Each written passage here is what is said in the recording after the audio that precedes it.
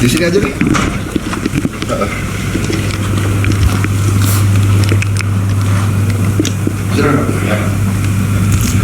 Kita siap untuk, kita sudah membangun 1.500 mega PLTA. Ini kita siap membangun lagi 2.000 mega, termasuk juga PLTG. Jadi karena kita melihat bahwa untuk pertumbuhan ke negara 5-6%, 8% itu butuh energi luar biasa banyaknya. Karena itu tanpa energi itu kita akan sulit untuk meningkatkan itu.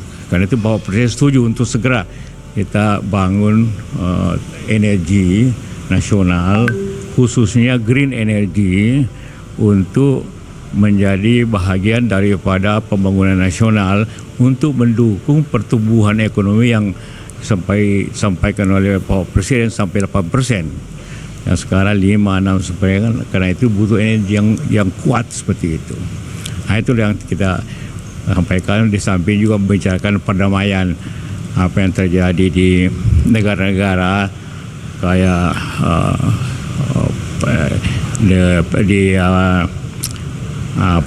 Thailand dan di Afghanistan dengan Papua. Itu yang kita bicarakan tadi juga seperti itu.